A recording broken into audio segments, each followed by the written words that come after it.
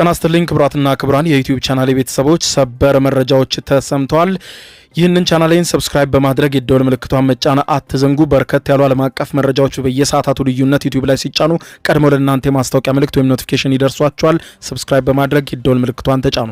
ወደ ሰበር መረጃዎቹ ስናቀና መካከለኛው ምስራቅ ግጭቱ አሁንም ቀጥሏል። እስራኤል አዋጅ ለመላው ኢራናውያን በማለት አስነግራለች። ከከተሞች ሽሹ፣ ራቁ፣ ኃይለኛ ጥቃት እየመጣ ነው ስትል እስራኤል ዳግም ጥቃት እየከፈተች መሆኗን ገልጻለች። በዚህም የኢራን የተለያዩ አካባቢዎች ይመታሉ በማለት አስታውቃ የምትመታቸውን አካባቢዎች በካርታ አስደግፋ ይፋ አድርጋለች። አዋጅ ከተነገረበት አካባቢ የማትርቁ ከሆነ ጥቃት ይቀጥላል ብላለች። እስራኤል ኢራንም ለእስራኤል ማስፈራሪያ እርሷም በአዋጅ ምላሽ ሰጥታለች።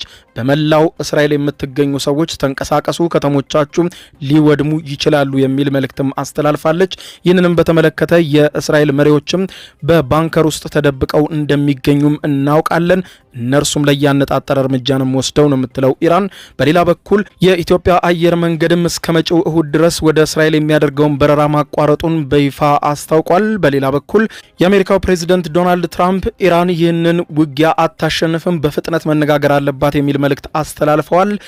ኢራንም ደግሞ ለትራምፕ በሰጠችው ምላሽ እንድንነጋገር ከፈለጉም እርሶ ወደ ቴልአቪቭ ይደውሉና ኔታንያሁን አቁም ይበሉት፣ ያለ አሜሪካ ድጋፍ ኔታንያሁ የሚያደርገው አንዳች ነገር የለም ብለዋል። ኔታንያሁም ከደቂቃዎች በፊት መግለጫ ሰጥተዋል። በአጠቃላይ አሁናዊ ያለውን ሁኔታ የማስደምጣችሁ ነው የሚሆነው። እስከ ፍጻሜው አብራችሁን ቆዩ። ሰበር ዜና። ነገሮች በከፍተኛ ፍጥነት እየተቀጣጠሉ ባሉበትና ነገሮች በየደቂቃው ልዩነት በሚቀያየሩበት የመካከለኛው ምስራቅ የእስራኤልና የኢራን ጦርነት አሁንም ከፍተኛ ዋጋ እያስከፈለ ቀጥሏል። እስራኤል ከደቂቃዎች በፊት አዋጅ ያስነገረች ሲሆን የሰፊ የከተማ ክፍሎች የምትኖሩ ኢራናውያን በአስቸኳይ ከተማቸውን ለቃችሁ ውጡ ስትል ከደቂቃዎች በኋላ ከባድ ማጥቃትና ከፍተኛ ውድመት በኢራን ከተሞች እንደሚደርስ ገልጻለች። ምንም እንኳን እስራኤል ይህንን አዋጅ ለመላው ኢራናውያን ትንገር እንጂ አሁንም የኢራን መከላከያ ኃይል እኛም ብርቱ የመልሶ ማጥቃት እርምጃ ሌሊቱን ስናከናውን እናድራለን፣ መላው የእስራኤል ህዝቦችም የእስራኤል አካባቢን ለቃችሁ ውጡ ሲል ገልጿል። እስራኤል ለመላው ኢራናውያን በማለት ባስተላለፈችው መልእክት በቀጣዮቹ ሰዓታት የእስራኤል መከላከያ ኃይል ባለፉት ቀናት በመላው ቴህራን ሲካሄድ እንደነበረው የኢራን አገዛዝ ወታደራዊ መሰረተ ልማቶችን ለመምታት በአካባቢው ዘመቻ አካሂዳለሁ ብሏል። የእስራኤሉ መከላከያ ኃይል ቃል አቀባይ አቪቻይ አድሬ በሰጡት ማስጠንቀቂያ እንዳሉት ነዋሪዎች በፍጥነት ለቀው መውጣት አለባቸው፣ ከፍተኛ እሳት እየመጣ ነው ብለዋል። ቃል አቀባዩ ከማስጠንቀቂያ መልእክታቸው ጋር ነዋሪዎች ለቀው እንዲወጡ የሚፈለገውን የኢራን አካባቢዎች የሚያሳይ ካርታ የገለጹ ሲሆን እነዚህ ካርታው የጠቀሳቸው አካባቢዎች የምትኖሩ በአስቸኳይ ለቃችሁ ውጡ ብለዋል። የጦር ሰራዊቱ ቃል አቀባይ ማስጠንቀቂያ በእነዚህ አካባቢ የምትቆዩ ከሆነ የህይወታቸው ከፍተኛ አደጋ ተጋርጦበታል የሚል ነው። ዋና ከተማዋ በ22 ወረዳዎች የተከፋፈለች ሲሆን አሁን እስራኤል የጦር ነዋሪዎች ለቀው እንዲወጡ ያዘዘችበት የኢራን አካባቢ ከቴህራን ዋና መዲና ትልልቅ ወረዳዎች አንዱ ሲሆን ከ330 ሺህ በላይ ነዋሪዎች በአንድ ላይ የሚኖሩበት አካባቢ ነው። የኢራን መንግስት መገናኛ ብዙሃን ዋና መስሪያ ቤት የሚገኘው በዚሁ አካባቢ እንደሆነ ይታመናል። ይህ በእንዲህ እንዳለም በቴህራን ምዕራባዊ ክፍል ውስጥ አመሻሽ ላይ ከፍተኛ መጠን ያላቸው ፍንዳታዎች መሰማት መጀመራቸው የተዘገበ ሲሆን ኢላማ ከተደረጉ በአካባቢው ከሚገኙ ተራሮች የሚወጣው ጭስን የሚያሳዩ ቪዲዮዎችም ከቴህራን በቀጥታ ኢራን መገናኛ ብዙሃን እየተሰራጩ ነው። የእስራኤሉ ጠቅላይ ሚኒስትር ቤንያሚን ኔታንያሁ ወደ ድል መቀዳጀት እያመራን ነው ሲሉ ከደቂቃዎች በፊት መግለጫ ሰጥተዋል። የእስራኤሉ ጠቅላይ ሚኒስትር ቤንያሚን ኔታንያሁ ከደቂቃዎች በፊት በሰጡት መግለጫ እኛ ወደ ድል መቀዳጀት እያመራን ነው፣ በቅርቡ ትልቅ ድል እናበስራለን ሲሉ ተደምጠዋል። ጠቅላይ ሚኒስትሩም በእስራኤል የአየር ኃይል ጦር ሰፈር ውስጥ ጉብኝት በማድረግም ከድሮኖች በስተጀርባ ሆነው የተናገሩ ሲሆን ቴህራን የአየር ክልሏን በቁጥጥራችን ስር አስገብተናል ሲሉ ደግመው ተናግረዋል። በዚህ ጦርነት ግባችን የሆኑት ሁለት ጉዳዮችን ለማሳካት እየሰራን ነው ያሉት የእስራኤሉ ጠቅላይ ሚኒስትር እነርሱም የኒውክሌር ስጋቶችን ማስወገድና የሚሳኤል ስጋቶችን ጨርሶ ማጥፋት ነው ብለዋል። ኔታንያሁ አሁን ሀገራቱ እንዳቸው በሌላኛቸው ላይ እየፈጸሙ ያሉትን ጥቃቶች በሁለት የለዩ ሲሆን የእስራኤል ኢላማዎች የኒውክሌርና የሚሳኤል ማዕከላትን ብቻ ነው ብለዋል። የኢራን ደግሞ ሰላማዊ ሰዎች ላይ ነው ብለዋል። ኔታንያሁ ይህንን ይበሉ እንጂ እስራኤል በኢራን ውስጥ በፈጸመችው ከባድ ጥቃትም የመኖሪያ ህንፃዎችን በከፍተኛ ሁኔታ ስትደበድብ በቪዲዮ ታይቷል። ለቴህራን ነዋሪዎች ኢላማ የሚሆኑ ቦታዎችን ለቃችሁ ውጡ ብለን አዋጅ አስነግረናል። አዋጁን ተግባራዊ አድርገው የሚወጡ የኢራን ሰዎችን ከዚህ በኋላ አንነካም፣ አዋጆችን ኢላማዎችን በአዋጅ እናሳውቃለን ብለዋል። በተጨማሪም ጠቅላይ ሚኒስትሩ ዛሬ አዋጅ ከተነገረባቸው ቦታዎች በሙሉ ኢራናውያን ለቀው እንዲወጡ መክረው ወደ ድል እየሄድን ነው፣ ድልም እንቀዳጃለን ብለዋል። እስራኤል በኢራን ላይ ጥቃት ከከፈተች ካለፈው አርብ ጀምሮ ቢያንስ 224 ሰዎችም በኢራን ውስጥ መገደላቸውን የኢራን የጤና ሚኒስቴር አስታውቋል። በሌላ በኩል በምዕራባዊ ኢራን የሚገኝ ሆስፒታል በእስራኤል ጥቃት እንደተፈጸመበት ተዘግቧል። ምንም እንኳን ቤንያሚን ኔታንያሁ ሰላማዊ አካባቢዎችን አንመታም ቢሉም ጦራቸው ግን በኢራን የሚገኘውን ትልቅ ሆስፒታል መጥቶታል። ይህንንም ተከትሎ የኢራን ውጭ ጉዳይ መስሪያ ቤት ቃል አቀባይ ኢስማኤል ባጌል አመሻሹን እንደተናገሩት ኬርማንሻህ በተባለ ከተማ ውስጥ የሚገኘው ፋራቢ የተባለ ግዙፍ ሆስፒታል በእስራኤል ጥቃት ኢላማ ሆኗል ብለዋል። ቃል አቀባዩ በማህበራዊ ትስስር ገጻቸው ባሰፈሩት ጽሑፍ ሆስፒታሉ ላይ የተፈጸመው ጥቃት ከባድ የዓለም አቀፍ ሕግ ጥሰትና የጦር ወንጀል ነው ብለዋል። ዓለም አቀፍ የሰብአዊ ሕግ ከተወሰኑ ሁኔታዎች በስተቀር ጦርነት በሚካሄድበት ጊዜ ሆስፒታሎች ላይ ጥቃት እንዳይፈጸም ያዛል። በሆስፒታሎች ላይ የሚፈጸም ጥቃትም እንደ ጦር ወንጀል የሚቆጠር ነው። ነገር ግን እስራኤል ሕግ አታውቅም ብለዋል። እስራኤል ሕግ ስለማታውቅ የምትተኩስበት ቦታ ሁሉም ሕፃናት በሚበዙበት በሆስፒታሎች፣ በእምነት ተቋማት ላይ ነው የምትተኩሰው ብለዋል። ይህንን ደግሞ ከዚህ ቀደም በጋዛ፣ በዌስት ባንክ፣ በሌሎችም አካባቢዎች ደጋግመን ያየነው ስለሆነ አይገርምም ብለዋል። በሌላ በኩል የኢትዮጵያ አየር መንገድ ወደ እስራኤል መዲና ቴልአቪቭ የሚያደርገውን በረራ ማቋረጡን ይፋ አደረገ። ባለፈው አርብ እስራኤል በኢራን ላይ የጀመረችውን ጥቃት ተከትሎ ሁለቱ ሀገራት አንዳቸው በአንዳቸው ላይ ከባድ የሆነ የአየር ድብደባ እያደረሱ መሆኑን ተከትሎ የኢትዮጵያ አየር መንገድ ወደ እስራኤል የሚያደርገውን በረራ መሰረዙን አስታውቋል። ግጭቱ ከተቀሰቀሰ ጊዜ አንስቶ ወደ ሀገራቱ የሚደረጉ የአየር በረራዎች ሙሉ በሙሉ የተስተጓጉሉ ሲሆን አየር ማረፊያዎችም ሙሉ በሙሉ ስራቸውን አቁመዋል። የኢትዮጵያ አየር መንገድም በሳምንት ከ10 ጊዜ በላይ ወደ እስራኤሏ ከቴልአቪቭ ከተማ የሚያደርገውን በረራ ማቋረጡን አስታውቋል። አየር መንገዱ ባወጣው ማስጠንቀቂያ ከአዲስ አበባ ቴልአቪቭ እና ከቴልአቪቭ ወደ አዲስ አበባ የሚያደርጋቸው ሁሉንም በረራዎች እስከፊታችን ሰኔ 15 ቀን 2017 ዓ.ም ድረስ ማቋረጡን ለደንበኞቹ በይፋ አስታውቋል። በሌላ በኩል የአሜሪካው ፕሬዝዳንት ዶናልድ ትራምፕ ዛሬም እስራኤል ደገፍ መልእክታቸውን አስተላልፈዋል። ፕሬዝዳንት ትራምፕ ቃል በቃል በዛሬው ዕለት እንዳሉት ኢራን ከእስራኤል ጋር ያላትን የጦርነት እንቅስቃሴ ማርገብ እንደምትፈልግ አውቃለሁ፣ እናም ጊዜው ከመርፈዱ በፊት በአስቸኳይ መነጋገር አለባት ይላሉ።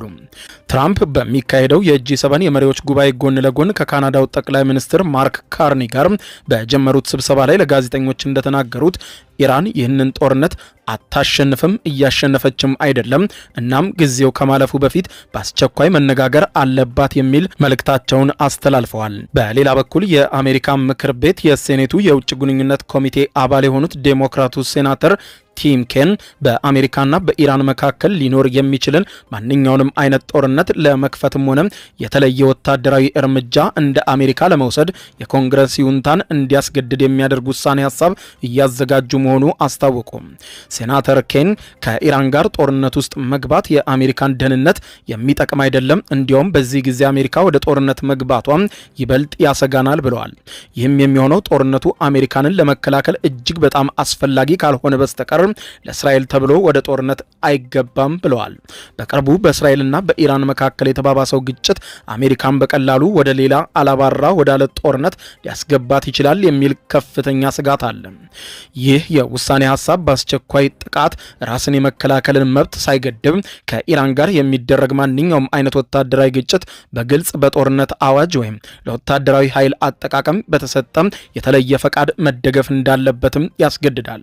የኮንግረሱ ተመሳሳይ የሆነ የውሳኔ ሀሳብ ከዚህ ቀደም በፕሬዝዳንት ዶናልድ ትራምፕ የመጀመሪያው ስልጣን ዘመን ላይ ማሳለፉ የሚታወስ ነው። በሌላ በኩል የኢራን ውጭ ጉዳይ ሚኒስትር አባስ አራግቺ የእስራኤልን ጠቅላይ ሚኒስትር ቤንያሚን ኔታንያሁን የጦር ወንጀለኛ ሲሉ የጠሯቸው ሲሆን በተጨማሪም የእስራኤሉ ጠቅላይ ሚኒስትር በኢራንና በአሜሪካ መካከል ሊኖር የሚችለውን ዲፕሎማሲያዊ ግንኙነት ሆነ ብሎ ለማደናቀፍ እየሰሩ ነው ብለዋል። አራግቺ በቴሌግራም ገጻቸው ላይ የእስራኤል አመራሮች በቴልአቪቭ ምሽጎች ውስጥ እንደተደበቁ ኢራን ታውቃለች በማለት ገልጸው ኔታንያሁም ሆነ ወዳጆቹ አሁን በዚሁ ምሽግ ውስጥ ሆነው ጦርነቱን እየመሩ ነው። ህዝቡን ግን ለአደጋ አጋልጠውታል። ነገር ግን እኛ የኢራን መንግስቶችንን የኢራን ጦርም ህዝባችንን ዳግም ኢላማ እንዳያደርጉ እስከተረጋገጠ ድረስ የበቀል እርምጃችን ይቀጥላል ብለዋል። ዛሬ ምሽት የሚጀምረው ሌላኛው ዙር የበቀል እርምጃችን በቴል አቪቭ ውስጥ የተደበቁትን አመራሮችንም ኢላማ የሚያደርግ ነው ብለዋል። አራክቺ አክለውም የአሜሪካ ፕሬዝደንት ዶናልድ ትራምፕ በእውነት በዲፕሎማሲ የሚያምኑ ከሆነና ጦርነቱን ለማስቆም ከፈለጉ ከዋሽንግተን የሚደረግ አንድ የስልክ ጥሪ ብቻ ኔታንያሁን ዝም ለማሰኘት በቂ ነው ብለዋል። ኔታንያሁም ያለ አሜሪካ ድጋፍ የሚያደርገው አንዳች ነገር እንደሌለ እንኳን ኢራን ዓለም ታውቃለች ያሉት አባስ አራክቺ ይህ ወደ ዲፕሎማሲ ለመመለስ አንድ መንገድ ሊጠርግ ይችላል ብለዋል። ኢራን ጦርነቱን እንዳልጀመረችና ተጨማሪ ደም መፋሰስም እንደማትፈልግ ህዝቧም መሬቷም ዓለምም ያውቃል ብለዋል። ነገር ግን የተከፈባትን ጦርነት ለመከላከል እስከ መጨረሻው የደም ጠብታ ድረስ በክብር እንደምትዋደቅ ግን እናሳውቃለን ብለዋል። በሌላ በኩል እስራኤል በዛሬው ዕለት በኢራን ባደረሰችው ጥቃት የኢራን የመንግስት ቴሌቪዥን ጣቢያ አውድማለች። የኢራን መንግስት የቴሌቪዥን ጣቢያ አካል ሆነው የኢራን ሪፐብሊክ ኒውስ ኔትወርክ በእስራኤል ጥቃት የወደመ ሲሆን የቴሌቪዥን ጣቢያው ጥቃት የደረሰበት የእስራኤል መከላከያ ሚኒስትር የኢራን መንግስት መገናኛ ብዙሃንን ለማጥፋት ተቃርቧል ካሉና ከዛቱ በኋላ ነው። የወጡ ቪዲዮዎች በቀጥታ ከኢራን እንዳሳዩት በስቱዲዮ ውስጥ በፍርስራሽ ሲወድቅና የዜና አንባቢዋም ተነስታ ስትሄድ አሳይቷል። ለኢራን የመንግስት መገናኛ ብዙሃን የሚሰራ ጋዜጠኛም ጥቃቱን ተከትሎ ቴሌቪዥን ጣቢያው ያለበት ህንፃ በእሳት ተያይዞ የሚያሳይ የመጀመሪያ ቪዲዮ በማህበራዊ ሚዲያ አጋርቷል። በቪዲዮ ላይ ጋዜጠኛው ዩኑስ ሻድሉ በጥቃቱ ምን ያክል ባልደረቦቹ እንደተገደሉ እንደማያውቅና እጅግ አሳዛኝ ሁኔታ ውስጥ እንዳለ ይናገራል። ጣቢያው ከጥቃቱ በኋላ ለጥቂት ደቂቃዎች ከተቋረጠ በኋላ በቀጥታ ስርጭት ዳግም ወደ አየር ተመልሷል።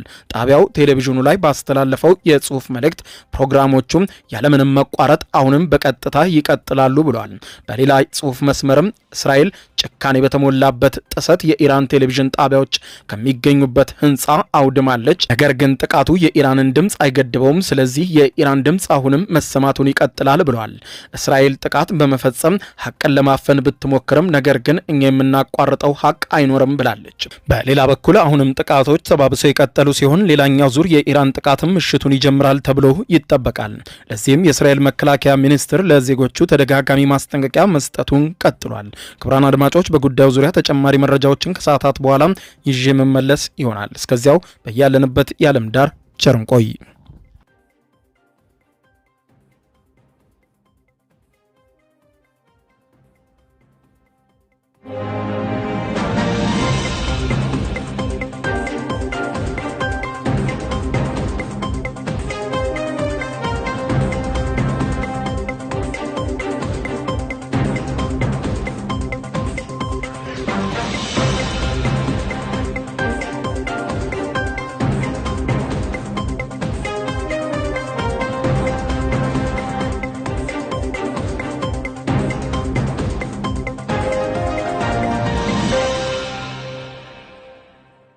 የዩቲዩብ የስኬት ሚስጥሮችን በዝርዝር የያዘው የአቤል ብርሃኑ የወይኗ ልጅ አዲስ መጽሐፍ በገበያ ላይ ዋለ። ዩቲዩብ ለመጀመር በአጭር ጊዜ ስኬትን ለመቀዳጀት አስበዋል? ዩቲዩብ ጀምረው ሚስጥሮቹ አልገባ ብለውታል? እንግዲያውስ አዲሱ በዩቲዩብ 2 የወርቅ 3 የብር ሽልማቶችን ያገኘው የአቤል ብርሃኑ የወይኗ ልጅ የዩቲዩብ ሚስጥሮች መጽሐፍ በዝርዝር ሁሉንም ያብራራሉታል። ዛሬውኑ ገዝተው ህልሞን እውን የሚያደርጉበትን የዩቲዩብ የስኬት መንገድ ይጀምሩ። በውጭ ሀገራት ለምትገኙ ከአማዞን ላይ ብታዙ በቀናት ውስጥ ደጁ ይደርሳል። የአማዞን ሊንኩን እዚህ ቪዲዮ ኮመንት ላይ ያገኙታል። በሀገር ውስጥ ለምትገኙ በ0949 13 0000 ቴሌግራም ላይ ይዘዙ። ካሉበት ቦታ እናደርሳለን። የዩቲዩብ ሚስጥሮች ዘመኑ ጋር ተፈላጊ መጽሐፍ። የዩቲዩብ የስኬት ሚስጥሮችን በዝርዝር የያዘው የአቤል ብርሃኑ የወይኗ ልጅ መጽሐፍ ሁለተኛ እትም በገበያ ላይ። ዩቲዩብ ለመጀመር በአጭር ጊዜ ስኬትን ለመቀዳጀት አስበዋል? ዩቲዩብ ብጀምር ስንት ብር አገኘሁም ብሎ አስበዋል? እንግዲያውስ በዩቲዩብ 2 የወርቅ 3 የብር ሽልማቶችን ያገኘው የአቤል ብርሃኑ የወይኗ ልጅ የዩቲዩብ ሚስጥሮች መጽሐፍ በዝርዝር ሁሉንም ያብራራሉታል። ዛሬውኑ ገዝተው ህልሞን እውን የሚያደርጉበትን የዩቲዩብ የስኬት መንገድ ይጀምሩ። በሀገር ቤት አከፋፋይ አዲስ አበባ ሜክሲኮ ኮሜርስ መጽሐፍት መደብር። በውጭ ሀገራት ለምትገኙ ከአማዞን ላይ ብታዙ በቀናት ውስጥ ደጁ ይደርሳል። የአማዞን ሊንኩን እዚህ ቪዲዮ ኮሜንት ላይ ያገኙታል። የዩቲዩብ ሚስጥሮች ዘመኑ ጋር ተፈላጊ መጽሐፍ።